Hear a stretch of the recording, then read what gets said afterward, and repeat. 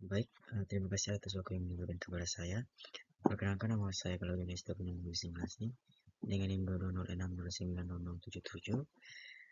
Saya akan mempresentasikan hasil kerja saya terkait redesain terminal penumpang Bandara Udara di Cisodale di Kabupaten Rotendao dengan pendekatan sustainable arsitektur.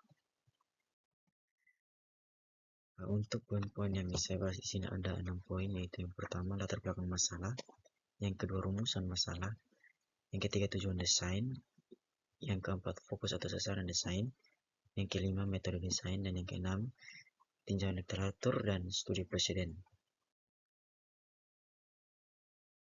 Berikut untuk poin pertama, yaitu latar belakang masalah.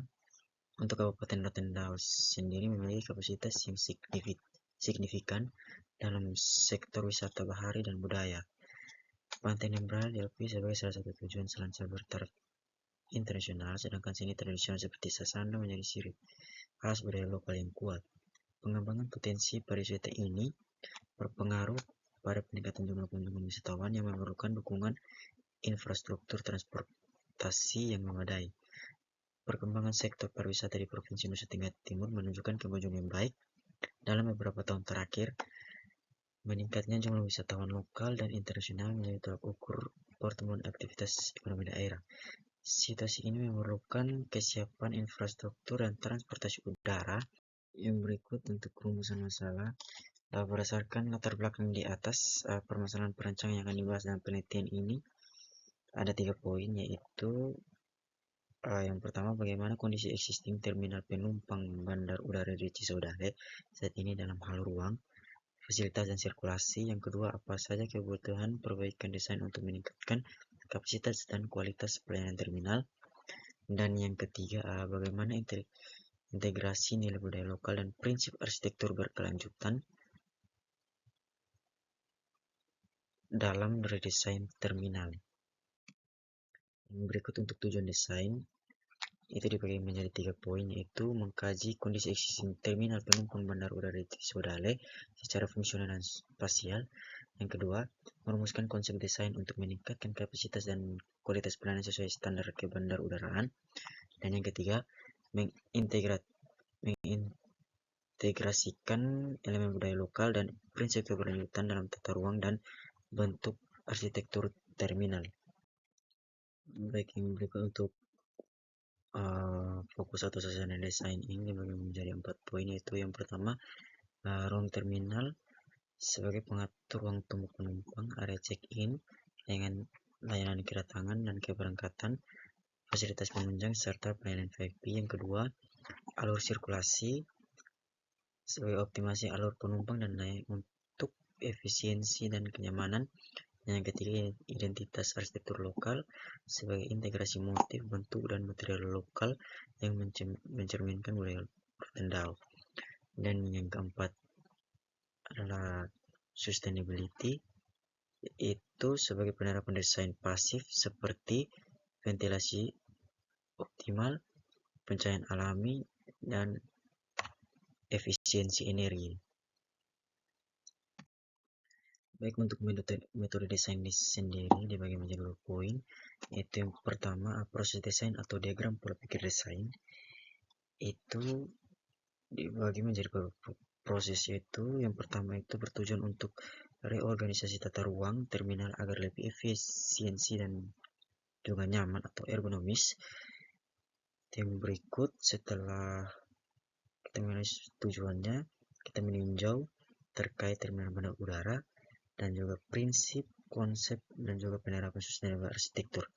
Setelah meninjau terminal, prinsip, konsep, dan juga penerapan sustainable arsitektur, setelah itu melakukan studi kasus terkait terminal bandar udara dan juga studi kasus tentang pendekatan sustainable arsitektur. Setelah meninjau beberapa poin tersebut, kita melakukan pengumpulan data primer dan juga sekunder. Setelah meninjau terkait poin-poin tersebut dan juga pengumpulan data primer dan sekunder, setelah itu masuk ke tahap analisis fisik dan juga non fisik. Untuk analisis non fisik sendiri itu berupa fungsi, pelaku, aktivitas, dan juga kebutuhan. Untuk analisis fisik sendiri, ada beberapa vegetasi, klimatologi, view, utilitas, sirkulasi, topografi, dan aksesibilitas. Setelah melalui tahap analisis non-fisik dan fisik, lanjutkan ke konsep dan juga lanjutkan ke redesign terminal bandar udara. Yang berikut untuk metode desain yang kedua yaitu teknik desain, itu dibagi menjadi 2 poin, yaitu teknik pengumpulan data dan juga teknik pencarian ide dan pengembangan desain. Untuk teknik pengumpulan data sendiri itu dibagi menjadi 5 poin, yaitu yang pertama observasi atau studi lapangan, yang kedua wawancara, yang ketiga studi kasus atau studi banding, yang keempat studi pustaka, dan yang kelima itu adalah dokumentasi. Untuk teknik yang kedua, untuk teknik pencarian ide dan juga pengembangan desain itu dibagi menjadi 5 poin juga, yaitu yang pertama mencari dan melakukan studi banding atau studi kasus, yang kedua melakukan studi literatur mengenai pendekatan sustainable arsitektur, yang ketiga melakukan observasi atau studi lapangan guna mengumpulkan kondisi existing, yang keempat menggunakan metode brainstorming berdasarkan hasil observasi, dan yang kelima studi literatur dan studi kasus. Yang berikut adalah tinjauan literatur dan studi presiden dibagi menjadi 2 poin juga. Untuk tinjauan literaturnya yaitu yang pertama tinjauan objek. Untuk tinjauan objek sendiri adalah terminal penumpang bandar udara DC Saudara adalah sebuah bandara domestik kelas 3 yang terletak di Kabupaten Ternate sebagai satu-satunya pintu gerbang udara di wilayah terselatan Indonesia. Bandara ini memiliki fungsi strategis yang mendukung konektivitas nasional dan sektor pariwisata daerah. Biasanya difokuskan pada peningkatan kapasitas terminal untuk mengakomodasi pertumbuhan penumpang serta pembaruan fasilitas sisi darat agar sesuai dengan standar pelayanan minimum bandara modern. Untuk bandara sendiri memiliki karakteristik iklim sabana tropis dengan musim kemarau yang panjang dan hembusan angin laut yang kuat. Kondisi ini menuntut objek desain untuk memiliki ketahanan tinggi terhadap material korosif atau garam dan juga terhadap radiasi matahari langsung menjadi parameter fisik utama terminal ini untuk minimal kebebasan energi pendingin buatan. Yang berikut tinjauan objek pendekatan itu memiliki 6 prinsip, yaitu yang pertama sideline use, yaitu berfokus pada pemanfaatan lahan yang efisien. Yang kedua health and well-being, itu menekankan pentingnya pertimbangan dampak psikologis desain ruang. Yang ketiga materials, itu material lokal seringkali menjadi peluang utama karena mengurangi emisi karbon dari transportasi dan mendukung ekonomi lokal. Yang keempat energi, yaitu memanfaatkan energi alam seperti sinar matahari dan ventilasi alami serta teknologi hemat energi. Dan yang kelima water, atau menekankan pentingnya penggunaan air yang efisien dan ramah lingkungan. Dan yang keenam yaitu community, yaitu prinsip community dalam sustainable arsitektur mengakui pentingnya keterlibatan masyarakat dan penciptaan ruang sosial yang inklusif. Yang berikut untuk studi presiden dibagi menjadi 2 juga, yaitu studi presiden berdasarkan objek. Untuk objek yang pertama ini saya ambil terminal penumpang bandar udara Rokat Sipora di Kabupaten Kepulauan Mentawai. Untuk penataan site dilakukan dengan cara memadukan antara proses penataan zoning dan organisasi ruang dengan penambahan panjang akses bandara yang berkelok berturut menghindari kemacetan yang hendak menuju bandara ataupun sebaliknya. Untuk dinas sendiri, terminal ini terdiri dari 2 lantai dengan pembagian 2 fungsi yang berbeda, yaitu area keberangkatan dan area kedatangan. Untuk pembagian 2 fungsi ruang ini dibagikan dengan luasnya, ketika area keberangkatan cukup luas dikarenakan banyak aktivitas di dalam sebelum menuju pesawat, sedangkan area kedatangan berukuran sedangkan aktivitas di dalamnya tidak terlalu sibuk. Yang kedua, terminal penumpang Bandara Udara Abdul Rahman Saleh Malang. Untuk bentuk site-nya sendiri memiliki sumbu simetris dengan pertemuan titik tengah.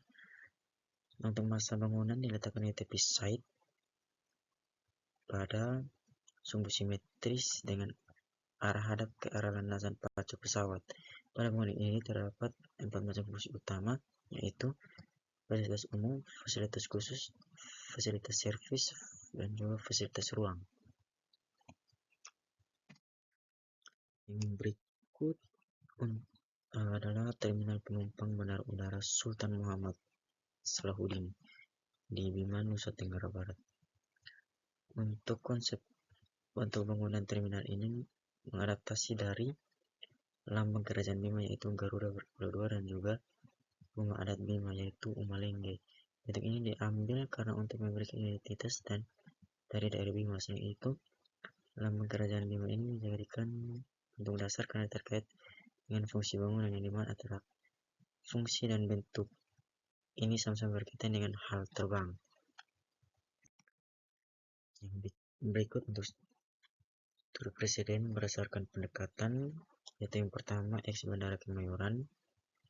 Untuk X Bandara Kemayoran sendiri pada lantai 1 terdapat 2 zona, yaitu publik dan juga semi publik. Alasannya dibuat 2 zonasi yang berbeda karena area museum sifatnya berbayar, sedangkan area restoran dan kafe sifatnya terbuka untuk umum. Oleh karena itu harus diberi batasan antara zona berbayar dengan zona yang tidak berbayar. Untuk zona publik berada di bagian kanan bangunan terminal existing dan dibuat untuk memisahkan pengunjung yang ingin menuju ke area publik dengan pengunjung yang ingin menuju ke area tersebut. Yang berikut adalah terminal Bandara Udara Mali Alor. Untuk terminal Bandara Udara Mali Alor sendiri itu dibedakan dengan zona warna, yaitu untuk zona merah muda di sisi kiri itu alur kedatangan atau arrival. Yang kedua, zona hijau muda di sisi kanan itu alur keberangkatan atau departure. Yang ketiga, zona kuning di sisi tengah area publik dan fasilitas komunitas. Yang keempat, zona ungu di sisi belakang yaitu fasilitas penunjang atau amenities. Yang kelima, zona biru area ujung kanan yaitu area pengelola, dan sisi apron atau bagian bawah adalah 2 buah koridor penghubung atau finger pier atau jalur pedestrian. Untuk pada potongan bangunan sendiri ini memiliki potensi pasif yang sangat luar biasa untuk menghemat energi. Berikut adalah beda mekanismenya, yaitu sistem ventilasi alami atau efek cerobong, strategi pencahayaan alami, struktur mezanin dan efisiensi ruang, serta pemanenan air hujan atap curam. Yang berikut Jewel Changi Airport.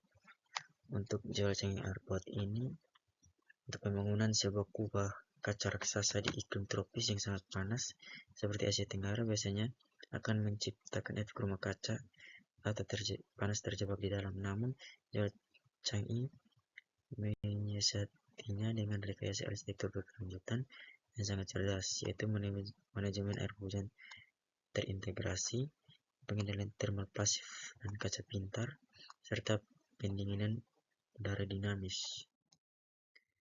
Sekian presentasi dari saya. Terima kasih.